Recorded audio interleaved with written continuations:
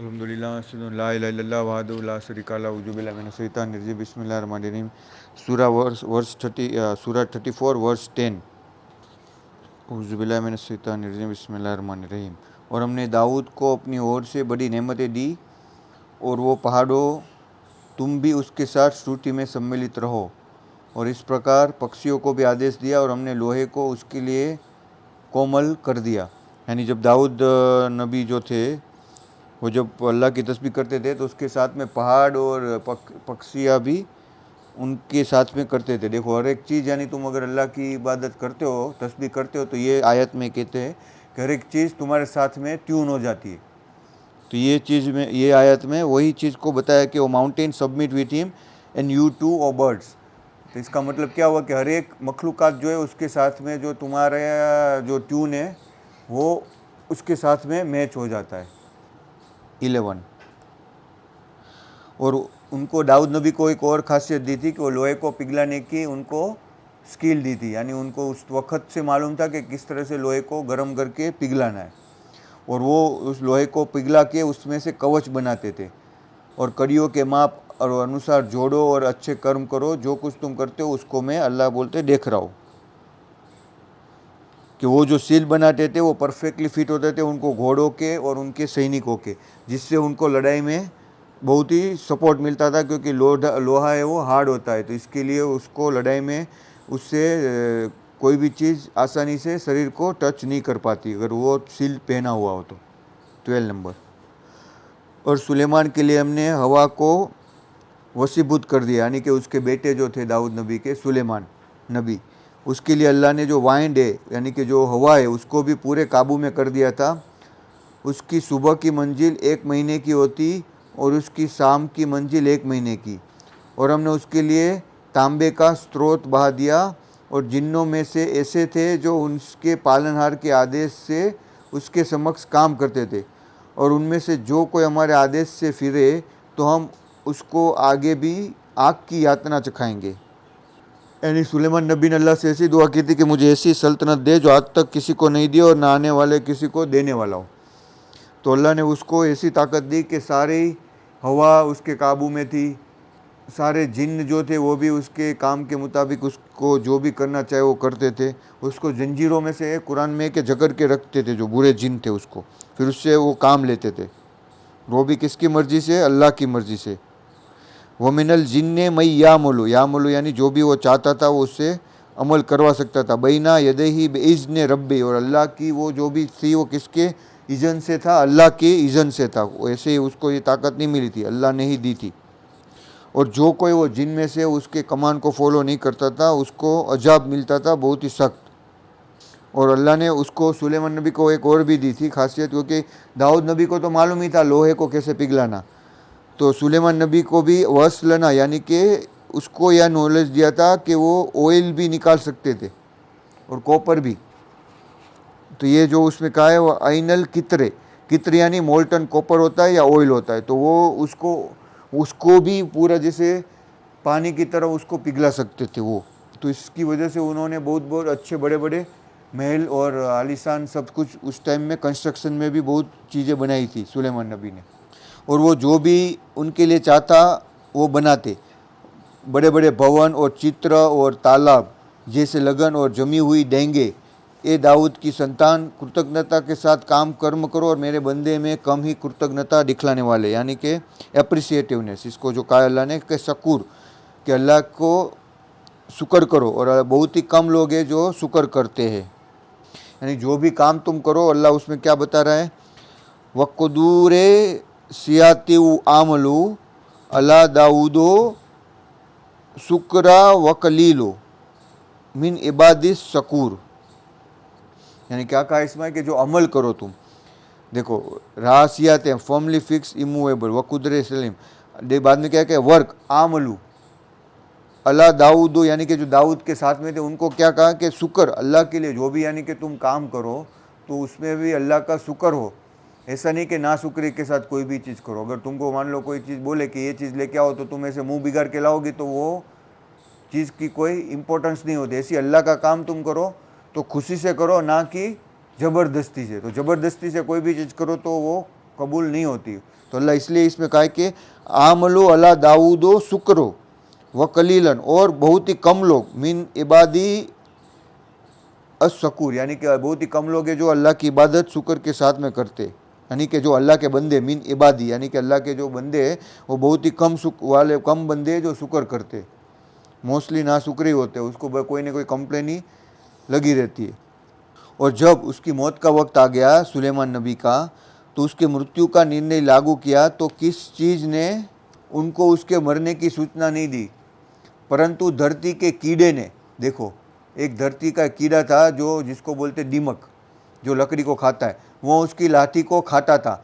तो जब वह गिर पड़ा तब जिन्नों पर स्पष्ट हुआ कि यदि वह परोक्ष को जानते तो इस अपमान की विपत्ति में न रहते। यानी जिन्नों को भी आगे की फ्यूचर, यानी किसी की कब मौत है वो नहीं मालूम। हाँ, वो पीछे की चीज़ जान सकता है किसी और की, कि भविष्य में क्या किया है, पर फ्यूचर में क्या होगा वो उनको मालूम नहीं होता। यही चीज़ था, अगर उनको मालूम होता तो वो छूट जाते। जो जिल्लत भरिया काम वो करना पड़ता था उनको, यानी कि अगर तुमको जेल में पकड़ के तुमसे काम करवाए तो तुमको क्या लगेगा, और तुम्हारे सामने वो ताला खुला ही हो कि तुम कभी भी जा सकते हो, लेकिन तुमको तो मालूम ही नहीं है कि ये तो बंद ही है, तो तुम तो क्या करोगे, काम करते ही जाते थे। तो उसकी मौत आ गई थी, ऐसे ही अल्लाह ने उसकी रूह को अल्लाह ने कब्ज़ कर लिया था, लेकिन वो लाठी ऐसे लेके पकड़ के बैठे हुए थे, या खड़े थे, बैठे हुए थे शायद। तो कितने दिनों तक उनको मालूम नहीं रहा। जब वो लाठी कीड़े ने खा ली पूरी, तब वो जब गिर पड़े तब उनको लगा कि ये तो मर गए, लेकिन उनको यही था कि वो सो रहे। तो जिन्नों को भी उसको तब तक मालूम नहीं पड़ा। तो इसमें ये बताया कि जिन्नों पर जब तब स्पष्ट हुआ कि यदि वह परोक्ष को जानते थे तो इस अपमान की विपत्ति में न रहते। यानी वो चीज़ भी कौन चीज़ नहीं जानता, जो आगे की बात है वो अल्लाह के सिवा कोई नहीं जानता। अब इसके बाद में सबा के लिए, जो सबा की कौम है उसके बारे में अल्लाह बता रहे। सबा के लिए देखो, सुलेमान नबी के टाइम से ही बहुत लोगों ने जादू टोना का चलन बढ़ गया उसके मरने के बाद। तो भी लल्ला अल्हम्दुलिल्लाह सदुल्ला इल्लल्लाह वादुल्ला शरीका लहू जुबिल्ला मिनश शैतानिर रजीम बिस्मिल्लाहिर रहीम। क्योंकि सुलेमान नबी के टाइम में ही जादू का, क्योंकि उस टाइम में जिन्नों को खुला कर दिया था, तो वो लोग जादू टोना जिन्नों को यूज़ करके उसके बाद भी, उसकी मौत के बाद भी बहुत ही ये सब चीज़ें होने लगी। और दो तो फरिश्तों को भी अल्लाह ने भेजा था इंसान के रूप में, और वो भी कुरान में सूरा 2 में है, हारूत और मारूत। तो वो उनके पास सीखने के लिए आते थे, लेकिन वो पहले ही बोल देते थे कि मैं जो तुम्हें सिखा रहा हूँ वो आजमाइश है, और इससे ज़्यादा तुम फ़ायदा से ज़्यादा इससे तुम नुकसान ही पहुँचाओगे, यानी फ़ायदा नहीं मोलेगा। तो वो लोग क्या करते थे, वो यूज़ करके उससे सीख के झगड़ा कराते थे लोगों के बीच में, या हस्बैंड वाइफ को अलग करते थे, या फैमिली में डरार करते थे। ऐसी सारी चीज़ें वो उसको यानी गलत इस्तेमाल करते थे उसका, वो चीज़ का, यानी कि वो हराम है। जो अल्लाह के ऊपर यकीन तुम्हारा हो तो तुम ऐसी चीज़ों पे यकीन नहीं करोगे। वो भी अल्लाह की तरफ से आजमाइश ही थी, और ईमान वालों को ऐसी चीज़ें असर नहीं होती, क्योंकि उनका यकीन अल्लाह के ऊपर होता है। तो ऐसी जो चीज़ें हैं जिन्न और वो सब काला जादू, वो उनके ऊपर असर नहीं होता। बाकी आज वो भी, अभी भी ऐसा चीज़ होती है, ऐसा नहीं कि उसी टाइम में होती थी, आज भी होती है। और आज भी उनकी ऐसे काला जादू का ग्रंथ आते हैं, उसके वो लोग स्टडी करते हैं, जिन्नों के साथ में बुलाते, अपनी रूह को भी बेच देते वो जिन को, और उसको दुनिया में उसके फ़ायदे भी मिलते हैं। जो ये उसको बोलते हैं ना कि क्या है वो पिरामिड के आकार का जो शेप है ना, वो क्या बोलते हैं उसको, इल्यूमिनाटी। वो भी इसी की तरह से उसमें वही काम करते हैं। और जो शैतान है, इब्लिस जिसको बोलते हैं, सबसे बुरा, इंसान का दुश्मन, और तो वो अभी भी इंसान के रूप में भी कर सकता है कुछ भी आके, और कुछ भी करके वो भी इंसान को बहकाने के लिए वो सबसे टॉप में। तो वो अपनी रूह को बस यही कहता है कि तुम अपनी रूह को मुझे बेच दो, फिर तुम्हें जो भी चाहे वो मैं तुम्हें दूंगा।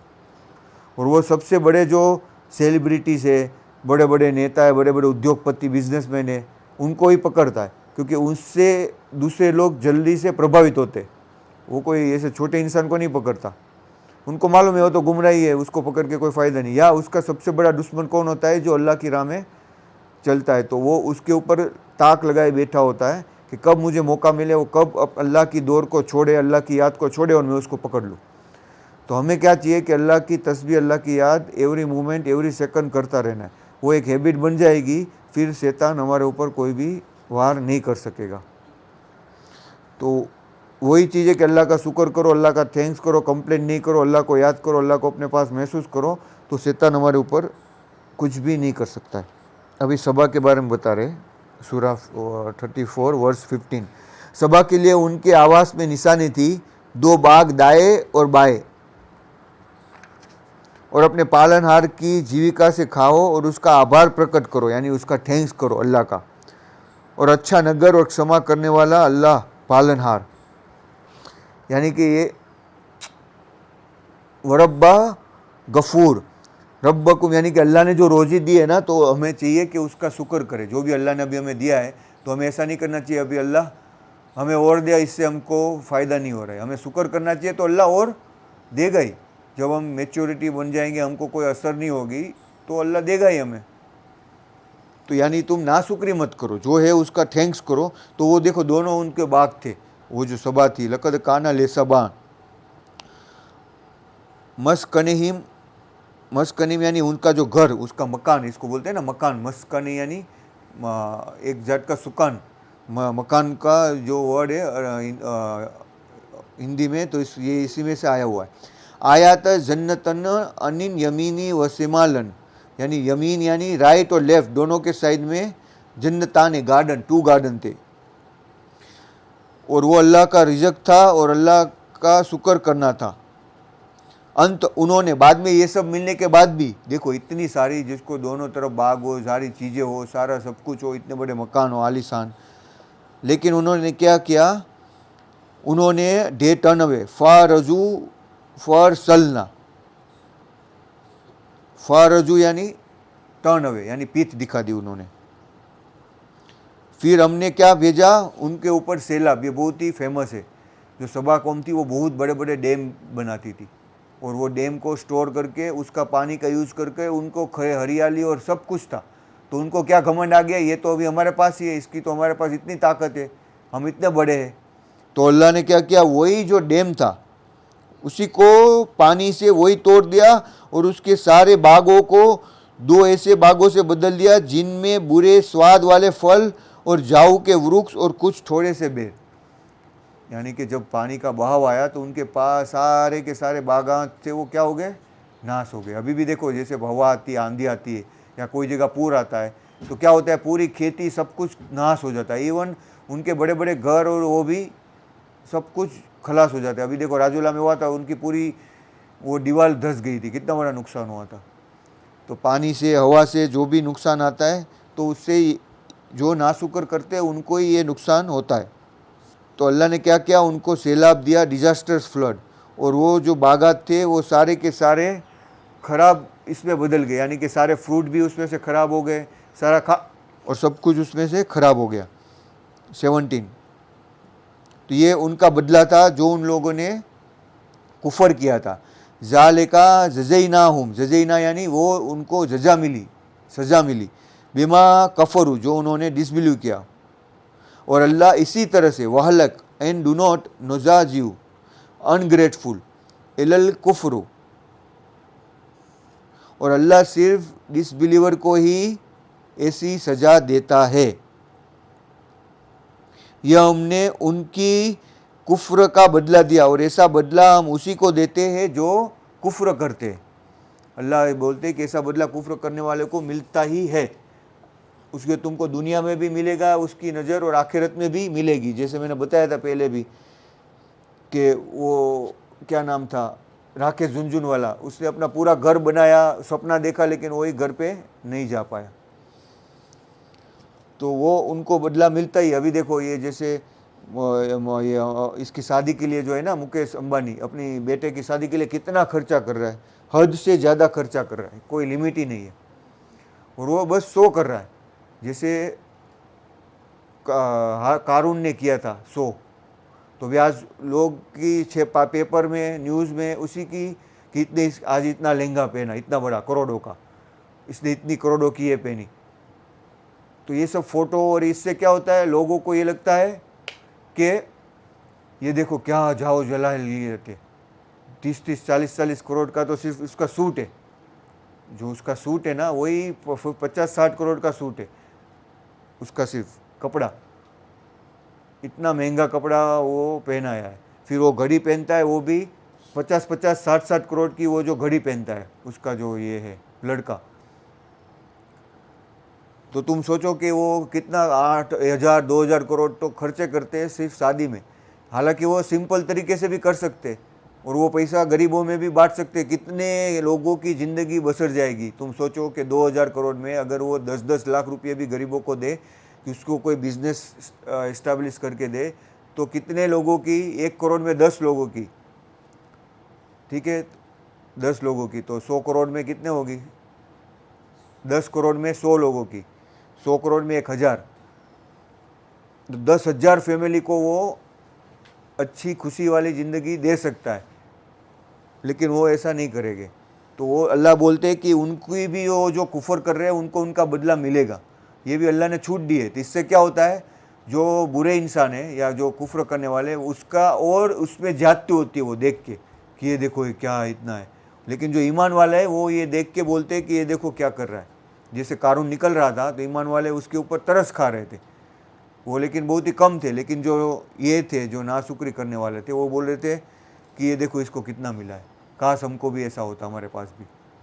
लेकिन जब कारून को उसमें धंसा दिया गया, तब जाके वो लोगों को एहसास हुआ कि ये अच्छा, ये तो अल्लाह की नाशुक्री थी, अल्लाह तो हमें बचा लिया, अल्लाह का शुक्र है। अभी देखो उसकी हालत कैसी है, उसको शरीर उतरता ही नहीं। कितनी करोड़ों की दवाई करता है फिर भी उसका शरीर नहीं उतरता है। ना ही वो अच्छी तरीके से खाना खा सकता है, ना ही सुकून से सो सकता है। हम लोग बाहर से हमें लगता है कि 50 करोड़ की घड़ी पहनी है, ठीक है, लेकिन जो वो गरीब मेहनत कर रहा होता है वो अच्छे से अच्छा खाना खा सकता है, अच्छे से अच्छी नींद उसको आ जाती है, तो वो उसको नसीब नहीं होता। 50 करोड़ की घड़ी लेके वो सो तो नहीं सकता, या वो खा तो सकता है क्या पेट में? 50 करोड़ की घड़ी खाएगा क्या? वो खाना हो तो वो नहीं खा सकता इतना हेल्थी फूड, क्योंकि उसका बॉडी इतना एक्सेप्ट ही नहीं करेगा। तो अल्लाह एक चीज़ लेता है, एक चीज़ दे ले लेता है। तो हमको किसी को लगता है कि इसको ये पास ये गरीब है, लेकिन अल्लाह ने उसको और नेमतें दी होती है जो हमारी नज़र में हमको नहीं मालूम होती।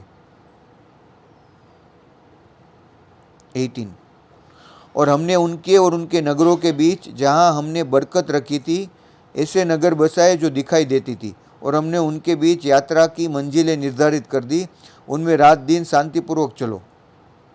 19, यानी कि एक और दूसरी कौम के बारे में अल्लाह बता रहे। अल्लाह ने वो कम्युनिटी को भी इतना अच्छी तरीके से समुंदर के पानी के बीच में रखा था, उसमें बहुत ही बरकत रखी थी, और उनको चारों ओर से सिक्योरिटी मिली थी, और वो उनके बीच में आराम से ट्रैवल कर सकते थे। लेकिन उन्होंने क्या कहा उसके बाद में भी, ये देखो अल्लाह ये सब चीज़ें क्यों बता रहा है कि कौम को सब जो देता है अल्लाह, तो तुम उसके बाद में नाशुक्री करो तो अल्लाह को वो पसंद नहीं है। अगर मान लो कि मैं तुमको इतने सालों से किसी ने रखा है, अगर हमने तुम्हें रखा है इतना पाल के, तुम दोनों को बड़ा किया, तुम बड़े होके लात मार के भाग जाते हो या नाशुक्री करते हो, तो ये कितनी बड़ी गलत होती है। अल्लाह ने कहा है कि माँ बाप के साथ ऐसा नहीं करो। अभी देखो काका है वो क्या करते हैं, दादा दादी से बात भी नहीं करते, हालांकि उन्होंने कुछ किया नहीं है उसका, उन लोगों ने ना ही उसका बुरा चाहा। तो ऐसा करने की ये क्या हो गई, नाशुक्री होगी। मैं बार बार यही बोलता हूँ कि ये वो जो कर रहा है ना, वो नाशुक्री की बात है। यहाँ पे जो काम कर रहे थे उसको हमने रहने के लिए सब कुछ दिया, घर दिया, काम दिया, सब कुछ दिया, तो उस टाइम में बाद में जाने के टाइम वो क्या बोल के गया, सब कुछ खराब है, यहाँ तो मैं परेशान हो गया हूँ, ये तुम्हारा जो काम कर रहे हो वो भी सब कुछ बुरा है, और मुझे यहाँ पे एक पल भी नहीं करना काम। ये क्या हो गई? अगर तुमको जाना है तो अच्छी तरीके से जाओ, उसका नाशुक्री करके क्यों जा रहे हो? तो अल्लाह को ये चीज़ पसंद, अल्लाह ने तो ये देखो हमने तो कुछ भी नहीं किया, बाकी सब कुछ करने वाला तो अल्लाह ही है।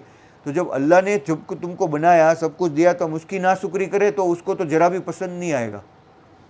हाँ, लेकिन अगर तुम उसकी शुक्रिया करो और उसको परवाह भी नहीं है, तुम नाशुक्री करो तो उसको कोई परवाह नहीं है, लेकिन उसको वो पसंद नहीं है, जो हम उसकी ऐसी चीज़ पसंद नहीं है वो ऐसी क्यों करे जिसने हमें बनाया है, तो हमको भी वो पसंद नहीं आएगा, कोई हमारे साथ भी वो करेगा तो अनएप्रिसिएटिवनेस। अल्लाह ने कहा कि बट दे चैलेंज, क्या कहा उन्होंने 19 में, फिर उन्होंने कहा कि हमारे पालनहार हमारी यात्राओं के बीच दूरी डाल दे।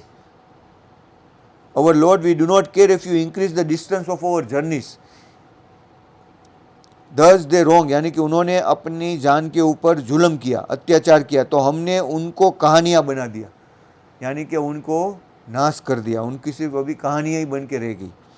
और हमने उनको तितर बितर कर दिया। निसंदेह इसमें निशानी है प्रत्येक धैर्य रखने वाले और सब्र करने वाले के लिए। देखो अल्लाह ने क्या कहा, कुल्लो मुमज्जनु यानी उसको बिखेर दिया, डिस्पर्स कर दिया। वमज़्ज़क़नाहुम कुल्लो मुमज़्ज़क़ुन इन्ना फ़ी ज़ालिका लायाती, लायाती यानी इसमें एक निशानी है, लेकुल्ले सब्रिन शब्बारिन शकूर यानी कि जो सब्र करता है, जो शुक्र करता है। यानी वो कौन कर सकता है शुक्र, कि जो कोई भी स्थिति में शुक्र करे और सब्र करे। अगर वो शांति से भी जाता तो इतना कुछ नहीं होता था, बहुत आसान हो जाता था सब कुछ उसके लिए भी। अगर वो नाशुक्री करके नहीं जाता था तो अल्लाह ने सबके लिए आसानी करना था। लेकिन तुम अगर ऐसा नाशुक्री करके जाओ और फिर अपना नाक ऊंचाई रखो कि मैं ही सब सच हूँ और घमंड करो, तो ये चीज़ तुमको अधोगति की तरफ ही लेके जाने वाली, इसका कोई अच्छा अंजाम नहीं होगा, क्योंकि वो बहुत ही बुरी चीज़ है, वो बहुत ही बदतर चीज़ है। किसी को अल्लाह बोलते हैं कि तुम अत्याचार करो, तो वो किसी को मारने से भी ज़्यादा बहुत ही गलत बात है। घमंड करना, अत्याचार करना, ये किसी को मारने से भी ज़्यादा बड़ा गुनाह है। और देखो इब्लिस का सीधा नाम आया, वलक़द सद्दक़ा अलैहिम इब्लिसु, और इब्लिस ने उनके ऊपर अपना गुमान सच कर दिखाया। देखो इब्लिस ने यानी कि वो किसके ऊपर थे, इब्लिस के ऊपर, उसकी एक्सपेक्टेशन। देखो ये सबसे डिफ़िकल्ट और सबसे बड़ी आयत है कि देखो इसमें अल्लाह ने क्या कहा कि शैतान ने जो कहा था, क्या कहा था कि मैं सबसे ज़्यादा लोगों को तेरी तरफ बहकाऊंगा, तेरे से राह से बहकाऊंगा। तो देखो अल्लाह ने इसमें क्या कहा है कि वलक़द सद्दक़ा, सद्दक़ा यानी सही हो गया, अलैहिम इब्लिसो जन्नहु, उसका एजम्पशन यानी कि उसने जो एज्यूम किया था वो सच हो गया। देखो अल्लाह ने जो भी है वो यहाँ पे कुरान में तो इंसान को बता ही दिया है, लेकिन वो जो एज्यूम किया था अल्लाह ने वो बात भी बता दी कि शैतान ने जो कहा था वो सच हो गया। यानी कितनी बुरी बात है हमारे लिए कि अल्लाह बता रहा है कि शैतान का जो काम था, उसने जो अल्लाह को वहाँ पे जब बड़े आलम में वहाँ से उसको जो पाक आलम में वहाँ से निकाल दिया, जो उसने घमंड किया था, तो वहाँ से उसको अल्लाह ने निकाल दिया। उसने क्या किया, सिर्फ घमंड ही किया ना कि भाई मैं नहीं इसको झुकूंगा।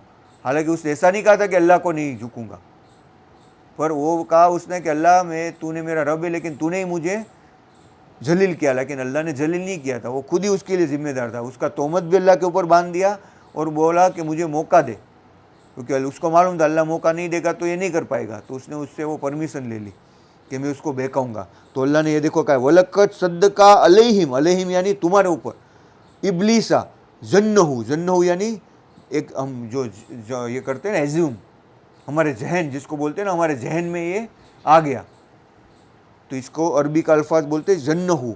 फत्तबूहु, सो दे फॉलोड हिम, ताबे हो गए, किसके हो गए, इब्लिस के। इल्ला फरीकुन, बट इल्ला यानी नो, बहुत ही, फरीक यानी बहुत ही कम, इल्ला एक्सेप्ट, इल्ला यानी नाउ नहीं, एक्सेप्ट। फरीकु मिनल मुमिनीन यानी कि बहुत ही few, except a few believers यानी कि बहुत ही कम लोगों के सिवाय सब लोगों ने उसका ताबे हो गए। जन्नहु फत्तबूहु यानी इब्लिस ने उनके ऊपर अपना गुमान जो था वो सच कर दिखाया। जो उसने गुमान किया था ना, उसने उसको सच कर दिखाया, यानी वो उसमें सच्चा साबित हो गया वो। अंत उन्होंने उसका अनुसरण किया, परंतु ईमान वालों का एक समूह को छोड़ के मैक्सिमम उन लोगों को नहीं उसका ये किया। 34:21, और इब्लिस को उनके ऊपर कोई अधिकार नहीं था, यानी कि इब्लिस को कोई ऐसी अधिकार अल्लाह ने नहीं दिया था कि तो वो पकड़ के करे। हाँ, वो सिर्फ उससे बात कह के बता सकता है। वमन काना लहू अलैहिम मिन सुल्तान, मैंने सुल्तान यानी पावर नहीं दिया था अल्लाह ने उसको, लहू मा वमा काना यानी नहीं दिया था, इल्ला ले नालमू बट डे में क्या दिया था उसको, परंतु यह कि हम जान ले उन लोगों को जो आखिरत पर विश्वास रखते, और उन लोगों को अलग करके जो उसके ओर से संदेह में है, और तुम्हारा रब हर चीज़ पर संरक्षक है, हर चीज़ की हिफाजत करने वाला है। यानी कि इसमें अल्लाह ने क्लियर बताया कि जो लोग he never had any power, यानी कि उसको कोई ताकत नहीं थी, बट इसी तरह से बस इतना ही बताया, एक ही शब्द छोड़ के अल्लाह ने बता दिया। उसको ताकत नहीं थी, लेकिन अल्लाह ने वो तुम लोगों को, यानी कि जो आखिरत पे कौन यकीन करता है, वो देखने के लिए अल्लाह ने उसको ये परमिशन दी थी कि इसके बाद में कौन यकीन करता है और कौन संदेह करता है। संदेह यानी शक, हम बोलते हैं ना शक करना। तो ये देखो इसमें क्या कहा है, होवा मिनहा फी शक्कन। शक्कन यानी शक करना। देखो ये तो उर्दू का अल्फाज है, शक हम बोलते हैं ना, बहुत ज़्यादा शक मत करो। तो ये क्या है, देखो इसमें है ना, होवा मिनहा फी शक्कन वरब्बो का एन योर लॉर्ड कुल्लू सईन हफीज़। हर एक चीज़ को कंट्रोल करने वाला है और हर एक चीज़ का गार्डियन है। उसको हर एक चीज़ के ऊपर फुल कंट्रोल है। तो वो भी उसकी उसी के कंट्रोल में ही है वो भी। लेकिन उसको जो मौका दिया था उसने वो सच कर दिखाया। यानी वो क्या करता है, अगर मैं तुमको बात कर रहा हूँ ना कि भाई चलो ये तुम ये करो वो करो, लेकिन अगर मैं तुमको पकड़ के हाथ पकड़ के नहीं करवा सकता, तो वो ऐसा नहीं करता है कि तुमको हाथ पकड़ के खींच के वहाँ पे ले जाए। वो सिर्फ बता रहा है, क्या कर रहा है, आगे से पीछे से ऐसे ऐसे माहौल बना रहा है। अगर मान लो कि मुझे तुमको इसमें करवाना है, डॉक्टर में पढ़वाना है, तो मैं डॉक्टर का तुम्हें अच्छी अच्छी बातें करूँगा, फिर वो एटमॉस्फेयर अच्छे अच्छे से बुक ला के दूँगा, फिर सारी उसको ट्यूशन दिखाऊंगा और दिखाऊंगा ये पढ़ेगी तो ये आगे आगे ये फ्यूचर मिलेगा, ये तो ये सारा होप दिखाता है। वो क्या दिखाता है इंसान को, ये करेगा तो आगे ये होगा, ये ऐसे यानी एटमॉस्फेयर बनाता है वो। लेकिन वो करना किसके ऊपर होता है, तुम्हें डिसाइड करना होता है कि तुम्हें ये करना है। ये तो मैं एग्जाम्पल दे रहा हूँ ऐसे डॉक्टर का। तो ऐसी तरफ वो बुराई की तरफ वो पूरा माहौल बनाता है तुम्हारे सामने, ऐसी सिचुएशन लाएगा। तो वो सिचुएशन में तुम्हारा क्या तुम दिमाग में सोचते हो, वो तुमको ये दिखाएगा ये करोगे तो ये जल्दी फ़ायदा मिलेगा, इससे ये सिक्योरिटी मिलेगी, इससे ये मिलेगा, इससे वो मिलेगा। लेकिन हमको वो चीज़ में उसकी बात नहीं माननी है। हमको जो कुरान में लिखा है अल्लाह ने वही चीज़ करनी है। अगर वो हराम है, अल्लाह ने कुरान में मना किया है, तो वो नहीं करना है। बस इतना अगर हम कर लिया तो वो हमको बेका नहीं सकता, क्योंकि वो हमको कुरान में जो लिखा है वो करने के लिए नहीं कहेगा। क्या नहीं कहेगा, जो कुरान में लिखा है वो उसमें जो अल्लाह ने जो फरमाया है उसकी नाफरमानी कैसे करो ना, वही करेगा वो। समझ में आया? जैसे उसकी नाफरमानी, अगर हम इसको बोलते कि ये चीज़ मत करो, तो वो बार बार वही करता रहता है। देखो, तो वो ऐसा हमें नहीं करना, हमको मैच्योरिटी लानी है। और वो जो अल्लाह ने बताया वो नाफरमानी नहीं करते रहनी, उसको फॉलो करना है। अल्लाह ने जो, इसीलिए हमको अल्लाह का फरमाबरदार सबमिट होके, यानी अल्लाह का जो चीज़ बताई उसको, ये इसीलिए अल्लाह बार बार हमें इसमें गाइडेंस दे रहा है। वो किसके लिए दे रहा है कि तुम शैतान को फॉलो मत करो, जो अल्लाह ने बताया उसको फॉलो करो। और अल्लाह इसीलिए अपनी ताकत भी बता रहा है बार बार, हर एक आयत में देखो अल्लाह की ताकत, अल्लाह के नाम की खुसूसियत, वो सब कुछ इसमें बताया होता है। इसमें यही बताया ना, वरब्बो का अला कुल्ले सईन हफीज़, हर एक चीज़ पर उसका कुल्ले सईन हफीज़, यानी वो भले। और ये किसके लिए, अल्लाह ने क्या बताया कि तुम शक करते हो, या देखो ये आयत में क्या बताया, मन यू मेनू बिल आखिर, उसको ऐसी छूट क्यों दी है, जो तुमको बलजबरी नहीं कर सकता, लेकिन वो क्यों ऐसा दिया, क्योंकि वो देखिए अल्लाह के कौन यू मेनू यानी आखिरत के ऊपर यकीन करता है, मिम्मन हुआ मिनहा फी शक्किन, और कौन शक करता है। देखो कितना ब्यूटीफुली क्लियरली इसमें अल्लाह ने बताया हमें। 22 कि तुम उनको पुकारो जिसको तुमने अल्लाह के सिवा इबादत के समझ के रखा है, वह नो आकाश में एक छोटे से कण के बराबर भी अधिकार नहीं रखते, और ना धरती में और ना इन दोनों में उनकी कोई भी भागीदारी है, और ना इनमें से कोई भी उनका सहायक या कोई मित्र है। तो ये अल्लाह बोलते हैं कि इम्प्लोर कुल 22 में क्या बोलते हैं, कुल इदउल लजीना जामतुम मिंदुनिल्लाह, जामतुम यानी कोई भी जहमत अल्लाह के सिवा नहीं बनाइए। They do not possess as much as a single atom, ला यमलिकुना मिसकाल, यानी देखो वापस यही शब्द है ना, मिसकाल जर्रतिन, छोटे से छोटा वेट भी, फीस समावाते वला फिल अर्दे, तुम जिसको पुकार रहे हो ना वो एक कण भी नहीं बना सकता इलेक्ट्रॉन का।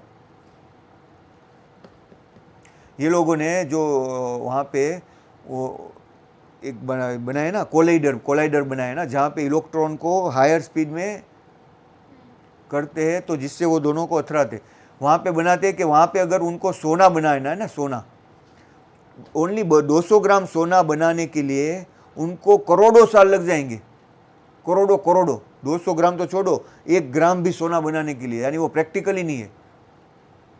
बना सकते हैं लेकिन वो प्रैक्टिकल नहीं है, यानी सोना जो है वो बाहर से आया हुआ है। अल्लाह ने वो सोना का जो बनावट है ना, वो जैसे दूसरे दूसरे ग्रह में से इतनी गर्माई में, इतने तापमान में वो जो बन के वो अल्लाह ने धरती के ऊपर दूसरी उल्काओं के थ्रू फेंका हुआ है। सोना यहाँ पे नहीं बना धरती पे, वो बाहर से आया हुआ है। पानी भी धरती पे नहीं बना, कहाँ से आया हुआ है?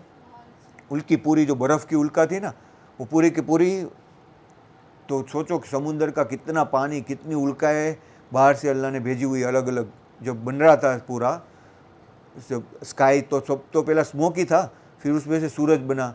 धरती भी पहले गर्म ही थी, सूरज, लेकिन वो उसका तापमान इतना नहीं हो पाया तो वो ठंडी होने लगी। तो देखो इतना कॉम्प्लेक्स सिस्टम बनाने की जो क्रिएटिविटी, जो डिज़ाइनर है, वो आर्किटेक्चरिंग है, वो अल्लाह के पास है, वो कोई इंसान या कोई किसी मखलूक़ात की। इसीलिए अल्लाह ये आयत में बता रहे कि तुम किसको पुकार रहे हो अल्लाह को छोड़ के, किसको हेल्प के लिए बोल रहे हो? जो एक जर्रा के बराबर भी आसमान और धरती में नहीं कर सकते, उसको पुकार रहे हो तुम लोग, और उसको तुम ही permit them to be his assistant, यानी कि दे पजेस नो, उनके हाथ में कोई ताकत नहीं है, ना ही उसमें कोई भागीदारी है उसमें।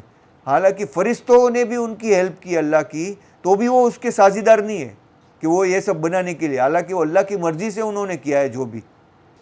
वला तनफहु सफ़ात, सफ़ात यानी सफ़ा, यानी बोलते ना कि हमारी सिफारिश कर दो, बोलते ना सिफारिश, तो ये वर्ड यहाँ से आया हुआ है। वला तनफहु 23 में, तनफहु सफ़ातु इंदहु इल्ला लेमन, यानी कि और उसके समझ कोई सिफारिश काम नहीं आती। यानी अगर तुम चाहो कि कोई फरिश्ता मेरी सिफारिश कर दे, या कोई पैगंबर मेरी सिफारिश कर दे, या मेरे माता पिता मेरी सिफारिश कर दे, या मेरा दोस्त मेरी सिफारिश कर दे, कि हालांकि उसका दोस्त मान लो, या तुम्हारा माता पिता या तुम्हारे बाप दादा में से कोई होगा जो जन्नत में जा रहा होगा, और वो तुम उसको बोलोगे कि मेरी सिफारिश कर दो ना अल्लाह से कि मुझे भी, तो वो काम नहीं चलेगा। वहाँ पे सिफारिश काम नहीं आती, परंतु उसके लिए जिसके लिए वह अनुमति दे, लेकिन अल्लाह जिसको चाहे। यहाँ तक कि जब उनके दिलों से घबराहट दूर होगी तो वह पूछेंगे कि तुम्हारे पालनहार ने क्या कहा।